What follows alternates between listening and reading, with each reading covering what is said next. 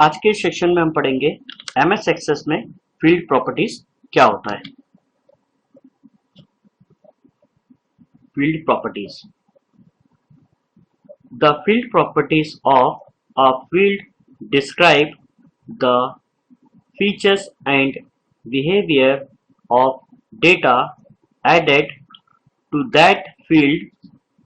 A field's data type is the most important properties because it determines that kind of data the field can store. इसका meaning ये है कि किसी भी field के गुण उस फील्ड में जोड़े गए डेटा की विशेषता और व्यवहार का वर्णन करते हैं। फील्ड का डेटा प्रकार सबसे महत्वपूर्ण गुण है क्योंकि यह निर्धारित करता है कि फील्ड किस प्रकार के डेटा को संग्रहित कर सकता है। फील्ड प्रॉपर्टीज का यूज करने के लिए हमें एमएस एक्सेस को ओपन करने के बाद जो हमने डेटाबेस बनाया होगा, जो टेबल्स बनाई होगी, उस पर राइट क्लिक करके उस पर डिजाइन व्यू को ऑप्शन पर क्लिक कीजिए, जिससे टेबल का स्ट्रक्चर ओपन होने लगेगा।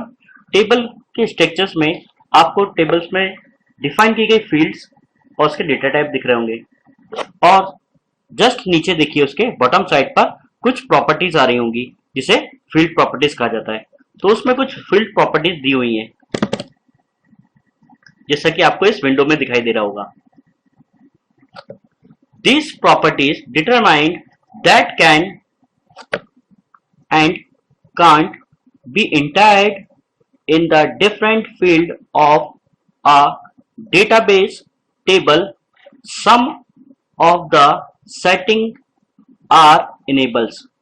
इसका अर्थ ये है कि इन प्रॉपर्टीज का यूज करके टेबल में डिक्लेयर की गई फील्ड्स की हम कुछ सेटिंग्स कर सकते हैं। जैसे सबसे पहला दिया हुआ है आपका फील्ड साइज।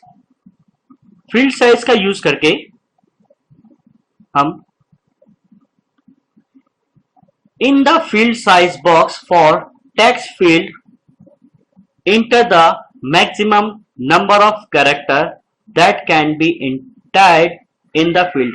यानी इस प्रॉपर्टी का यूज करके हम किसी भी टेक्स्ट फील्ड में नंबर ऑफ कैरेक्टर्स को मैक्सिमम या मिनिमम इंटर कर सकते हैं।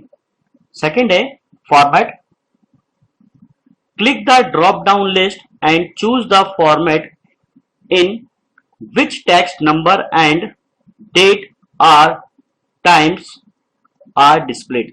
फॉर्मेट प्रॉपर्टीज का यूज करके हम किसी भी नंबर, टेक्स्ट या डेट टाइम के फॉर्मेट को चेंज कर सकते हैं। Caption, the caption property appears as the column heading in datasheet view as label on forms and on reports in place of the field name. Pupils entering data understand what to enter after reading the describing caption. यानी इस caption properties का use करके हम table में declare की गई किसी भी कॉलम, किसी भी फील्ड का नाम चेंज कर सकते हैं, जिसका यूज रिपोर्ट और फॉर्म्स के लिए किया जाता है। नेक्स्ट है इसमें validation rule. A long as you know your way around operator and boolean expression, you can establish a rule for entering data in field. For example, you can enter a expression that required age. Validation rule properties का use करके हम किसी भी column पर operators और Boolean expression को create कर सकते हैं।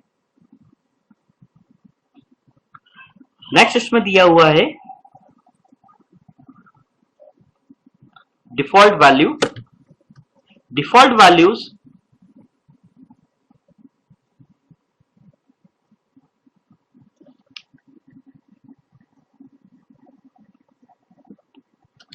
the default value is the value that a new record start out with. You can change it if you want, but Access will create new record with its value. इसका अर्थ यह है, access में किसी भी new record को start करने के लिए हमें कोई डिफॉल्ट वैल्यूज वगैरह सेट करनी है, तो हम इस प्रॉपर्टीज का यूज कर सकते हैं। अब इसको मैं आपको चला के दिखाता हूं। जैसे कि मैंने टेबल्स पर राइट क्लिक करके डिजाइन व्यू को क्लिक किया हुआ है और जिससे कि इसका स्ट्रक्चर ओपन हो गया है। सबसे पहले हमारा था फील्ड साइज। फील्ड साइज के लिए मैं नेम वाले कॉलम्स को सिलेक्ट करूंगा जिसका डेटा टाइप दिया हुआ है टेक्स्ट। इसमें डिफॉल्टली अभी इसकी प्रॉपर्टीज में दिखा रहा है कि 10 साइज है। मैं चाहता हूं लेकिन इस पर 25 कैरेक्टर तक की वैल्यू स्टोर करनी है, तो फील्ड साइज में आप इसको आप चेंज कर सकते हैं। इसको मैंने कंट्रोल W से सेव किया, देन चेंज, यस।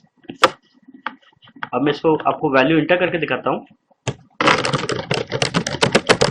देखिए इसमें आपके 25 कैरेक्टर्स के बाद कोई भी न्यू कैरेक्टर ऐड नहीं कर रहा है। तो ये हमारी रहेगी फील्ड साइज प्रॉपर्टीज।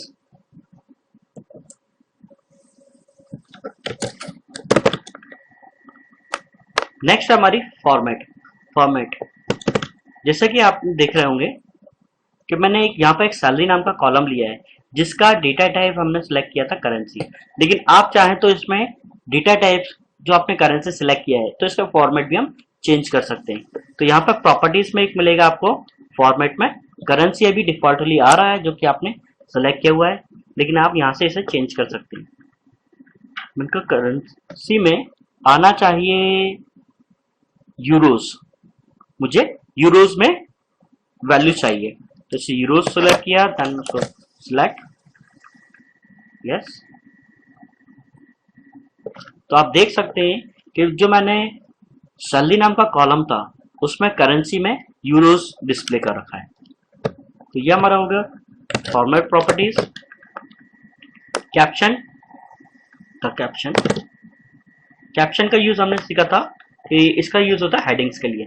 जैसे कि आप देख रहे हैं कि यहाँ पर एक लास्ट कॉलम आ रहा है सैलरी, तो इसकी जो टेबल डेटाबेस में इसकी जो हेडिंग आ रही है क्या आ रहा है, सैलरीज आ रहा है। लेकिन मुझे इसको यदि चेंज करना है तो आप डिजाइन व्यू में जाके इसकी प्रॉपर्टीज में, कैप्शन प्रॉपर्टीज में आप हेडिंग्स के रूप में क्या शो करना चाहते हैं यह टाइप कर दिए।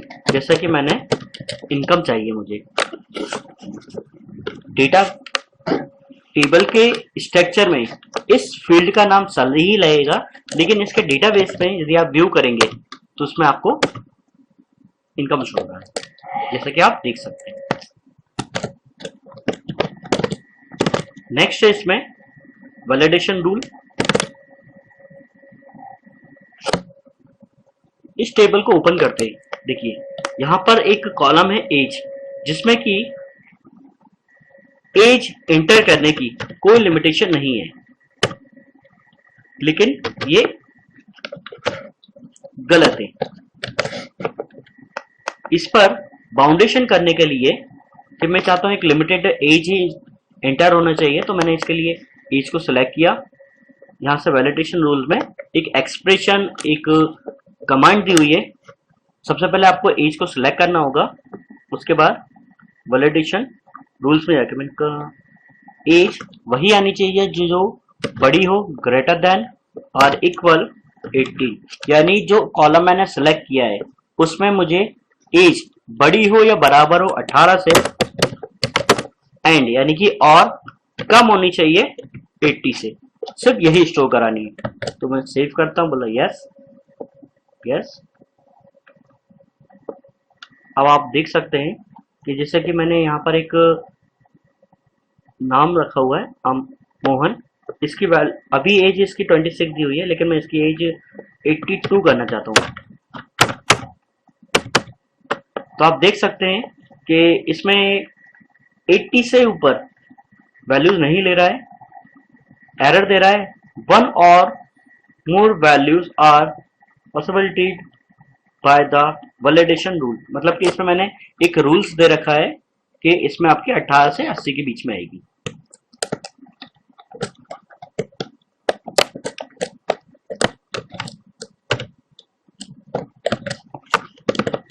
नेक्स्ट दिया हुआ है डिफॉल्ट वैल्यू। डिफॉल्ट वैल्यू का अर्थ ये होता है कि जैसे कि आपको टेबल ओपन करके मैं दिखा रहा हूं कि इसमें जो भी नया रिकॉर्ड है उसमें डिफॉल्टली 0 आ रहा है। जिसमें जो भी नया रिकॉर्ड मैं फिल करना चाहता हूं तो उसमें अभी डिफॉल्ट 0 आ रहा है, जो कि आप यहाँ देख सकते हैं। मुझे डिफॉल्ट की जगह 0 की जगह डिफॉल्ट वैल्यू कुछ और यदि रखनी है, जैसा कि एज है उसमें डिफॉल्टली आ रहा है 0। मैं चाहता हूँ एज में डिफॉल्टली 0 ना आते हुए कुछ और चाहिए, तो एज को सिलेक्ट कीजिए और डिफॉल्ट वैल्यूज में जैसे कि यहाँ पे 0 आ रहा है, मैं चाहता हूँ इसमें कम से कम 18 आए। यस, तो आप देख सकते हैं इसकी डिफॉल्ट वैल्यू चेंज हो चुकी है। तो ये हमारी कुछ प्रॉपर्टीज थी जो कि टेबल से रिलेटेड थी, जिनका यूज करके हम टेबल में डिक्लेयर किए गए अलग अलग फील्ड्स को डेटा स्टोरेज के लिए हम बाउंड कर सकते हैं।